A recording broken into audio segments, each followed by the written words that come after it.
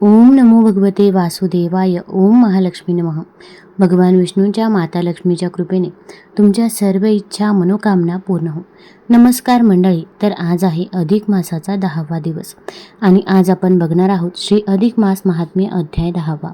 हा अध्याय पठण केल्यामुळे किंवा श्रवण केल्यामुळे आपल्या आयुष्यातील दुःख, दारिद्र्य, गरिबी ही दूर होत असते आणि घरामध्ये सुख, शांती, समृद्धी येते.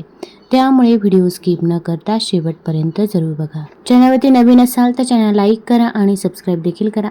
तसेच कमेंटमध्ये ओम नमो भगवते वासुदेवाय किंवा ओम महालक्ष्मी नमः लिहायला विसरू नका, जेणेकरून आपल्याला देखील भगवान विष्णूंचा आणि माता लक्ष्मीचा आशीर्वाद नक्कीच प्राप्त होईल. श्री अधिक मास महात्म्य अध्याय 10वा. श्री गणेशाय नमः. पहिले वंदन तुला मोरया, कृपा मजवरी करी दयाळ. ही पोथी पूर्णत्वाला जाऊ दे तुझ्या कृपेने. नको अडचण, नको अडथळा येऊ देऊ नकोस या कार्याला. हीच विनवणी माझी तुझला, करी कृपा मजवरती. बुद्धी देवता ती सरस्वती, पाठी माझ्या उभी जरी ती. तरी चालीन मी पुढती, आशीर्वादे तिच्याच. तिने घेताच ते मनावर, तरी लेखनी चाली भरावर. कल्पना सुस्थित सत्वर, शब्दांकित करावया. सद्गुरूचा हात पाठीवर, त्याचाच मला आधार. तेच सारे करविनार, निमित्त मात्र मी इथे. नारद विचारते नारायणासे, कोणता उपाय दुर्वास ऋषी. देते झाले मेधावतीसे, तेची आता सांगीबा. सूत म्हणते श्रोतेजन हो, आता एका पुढील भाग हो. या अधिक मास महात्म्याचा गोड हो. या नवीन अध्यायी दुर्वास म्हणते बाळे मेधावती, आता सांगतो गुज मोठी. येत आहे पर्वणी घुमटी. परम आपल्या भाग्याने आजपासून मास तिसरा. येतो आहे अधिकाचा खरा, त्या मासाचा महिमा न्यारा. आहे आगळा वेगळाची, या मासात तीर्थस्नान. करता मनुजे ते पावन, भ्रूण हत्येचेही विमोचन. होत असे हरिकृपे, बाळे वर्षात 12 मास. येथे महत्व प्रत्येकाचं, देवदेवता प्रत्येकाचं. पूज्य उपासनेसी, श्रावण कार्तिक मार्गशीर्ष. त्याहून महिमा याचा विशेष. हा उपासकांचे घाली पदरास, पुण्य अधिक पटेने. अनेक वर्षांचे गंगा स्नान, जे का देई पुण्य जाण. ते या अधिक मासी जण, एकाच स्नान मिळत असे. कुंभमेळ्याची साधून पर्वणी, गोदावरीचे स्नान करून. जेवढे पुण्य कोणी जोडीत असे पदरास, तेवढे पुण्य एका स्नानात. हा मास घातला पदरात, ऐसा याचा महिमा श्रेष्ठ. पूजावा भक्तिभावाने, म्हणून तुला सांगतो बाळे. पुरतील तुझे मनोरथ सगळे, जरी पदरी पुण्य जोडले. पूजोने या मासास, मीही स्वतः यास पूजितो. व्रताचरण याचे करतो, मज पुरुषोत्तम तो रक्षितो. सदा सर्वदा संकटे, तुझा व्हावया भाग्योदय. तूही धरी हरीचे पाय, अधिक मास उपासना उपाय. आहे सर्व हितात, या अधिक मासास लाभला. आशीर्वाद तो आहे भला, पुरुषोत्तम मास नाम पावला. आहे हा जगतात. तुझे हराया दैन्य दुःख, तुला मिळण्यास सकल सुख. अधिकाची उपासना सुरेख, भाग्यशाली ठरेल. इतुके सांगून त्या कन्येस, शांत राहिले मुनी दुर्वास. तेव्हा मेधावती तयास, काय बोलती जाहली. ती म्हणे ऋषी बरा तुमचे, हे बोलणे मला न रुचे. महत्व इतर मासांचे, अधिकामुळे कमी का. देवता तर सर्व समान, पूजकास देती देव वरदान. जो जे वांछी ते देऊन, सुख वितात भक्तांसी. काय श्रावणात ती शिवभक्ती. भाद्रपदांती गणेश पूजिती, अश्विनातील नवरात्री. काय देई ना फल, हरीच एकटा काय दाता. समर्थ नाही तर अन्य देवता, काय देण्यास आपल्या भक्ता. जे का तयास अपेक्षित, हा भेदभाव नाही भला. तो वाईट हा चांगला, ना पटे माझी या मनाला. की हाच श्रेष्ठ असे. अहो हा तर मास मलिन, यात नाही सूर्यसंक्रमण. निषिद्ध सर्व कार्या लागून, शास्त्रानेच हा ठरवला. यालाच म्हणती धोंडा महिना, याची नाही कालगणना. श्रेष्ठत्व केसे यास कळेना, माझी या मनाना पटे. हात जोडून ती मेधावती, बोलती झाली दुर्वासाप्रती. मी आराधिते उमापती, केसा त्याच मी विसरू.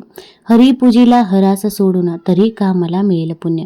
शिवभक्ती माझी सोडून, हरिभक्ती का जोडू. शिव माझा कैवल्य दाता, तो माझ्या पाठीस असता. मी का सांगा हरी आता, पूजावा या मासात. शिव असे तो कल्याणकारी, सर्व देवात श्रेष्ठ भारी. त्यासी आता करुण दुरे, केसा हरी जोडावा. अनादर करीत मलमासाचा, करी बाला अवमान त्याचा. ती म्हणे श्रीहरी शिवाचा, काय न जाणे अधिकार. ते कोणी कन्येचे वचन, संतप्त झाले ऋषींचे मन. आपल्या शब्दाचाही मान, का नाही ठेवावा.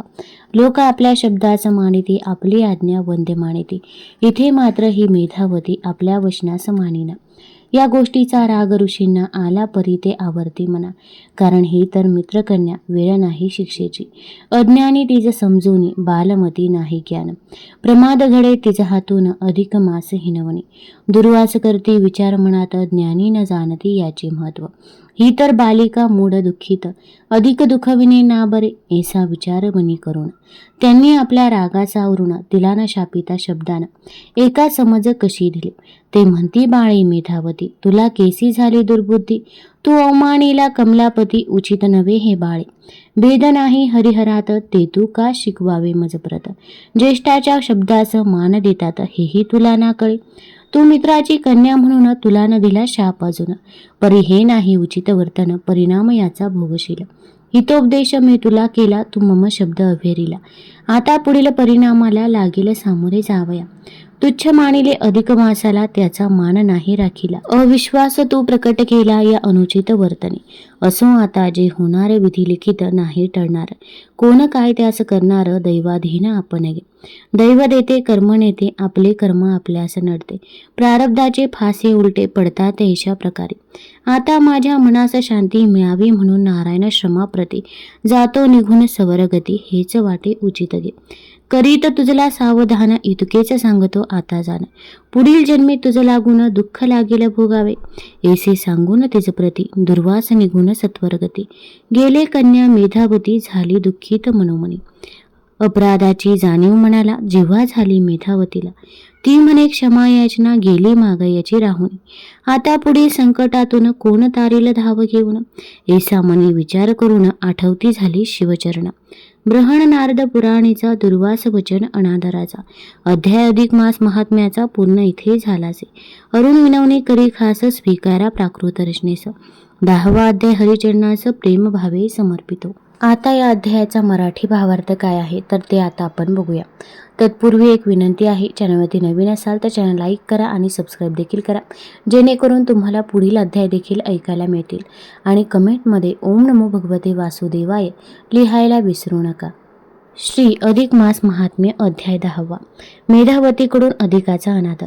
त्या विप्रकन्येच्या हितासाठी दुर्वासांनी तिला काय मार्गदर्शन केले ते ऐकण्यास नारद उत्सुक होते. तेव्हा यामागील कथा निवेदनाचा आधार घेत नारायण ऋषी हे नारदांना सांगू लागले की आपल्या मित्राच्या मुलीचे हित करण्यासाठी दुर्वास तिला सांगू लागले की बाळे मेधावती अग तुझं भाग्य मोठं थोर आहे. आता लवकरच ज्या महिन्यातील व्रत वैकल्ये ही सामान्य जीवास जास्तीत जास्त पुण्यपदरी बांधून देतात. ज्या महिन्यातील ईश्वरी उपासना ही शीघ्र फलदायी होते असा महान पुण्यकारक असा अधिक मास लवकर येत आहे. ती सर्वसामान्य जीवांना एक सुंदर अशी भरपूर पुण्य पदरी जोडण्याची त्याच्या मनोकामना पूर्ण करून घेण्याची संधी आहे. तेव्हा तू पण त्याच अधिक मासाचीच उपासना करावीस असे मला वाटते. असे सांगून दुर्वास हे काही वेळासाठी शांत राहिले. तेव्हा कसलासा विचार करून ते मेधावती त्यांना म्हणाले की ऋषीवर तुम्ही जे म्हणता की हा अधिक मास अधिक पुण्यदायी आहे हे माझ्या मनाला पटत नाही, रुचत नाही. कारण इतर महिन्यातील देवदेवतांचे व्रताचरण हे आपल्याला पुण्यपदरी देतेच की त्या देवताही आपल्या भक्तांची उपासकांची इच्छा पूर्ण करतातच की. मग असं असताना या धोंड्याच्या अधिकाच्या महिन्यालाच इतके महत्त्व ते का आणि कशासाठी. पुढे तर ती असेही म्हणाली की मुनीवर अहो हा अधिक मास म्हणजे मलमास होईना. त्या महिन्यात तर साधे सूर्य संक्रमणही होत नाही. त्यास शास्त्रज्ञांनी मान्यता दिलेली नाही. त्याला कोणी स्वामी नाही म्हणून तर त्यास मंगल कार्यास निषिद्ध ठरवलेला आहे ना. मग तो एकदम श्रेष्ठ आणि पूजनीय कसा काय झाला. आणि दुसरे असे की मी जर शिव उपासक आहे तर मी त्या हरास सोडायचे आणि हरीस भजायचे ते का आणि कशासाठी. तेव्हा मेधावतीचे ते बोलणे ऐकून खरं तर दुर्वासांना ती आपल्या सल्ल्याचा अनादर करत आहे म्हणून राग आला. त्यांना क्षणभर तिला एखादा भयंकर शाप द्यावा असेही वाटत होते. पण एकतर ती त्यांच्या मित्राची कन्या होती, त्यातून निराधार मुळातच दुःखी कष्टी, त्यात तिला आणखी दुःखी करणे बरे वाटेना. पण तिला तिच्या त्या अनुचित वर्तनाची जाणीव करून देण्यासाठी दुर्वासांनी तिला इतके मात्र सांगितले की बाळे तुझ्या या त्या पुरुषोत्तमाचा अनादर केल्याचे परिणाम तुला भविष्यात नक्कीच भोगावे लागतील. असे तिला सांगून ते तातडीने तिथून निघून गेले. ते निघून गेल्यावर मेधावतीला जाणीव झाली की निदान आपण त्यांची क्षमा तरी मागायला हवी होती. इथे बृहन नारदीय पुराणातील अधिक मास महात्म्याचा दुर्वास वचनाचा अनादर हा 10वा अध्याय पूर्ण होतो. तुम्हाला जर हा अध्याय ही कथा आवडली असेल तर चॅनल लाईक करा, सबस्क्राईब करा आणि आपल्या मित्रपरिवारासोबत जरूर शेअर करा. धन्यवाद.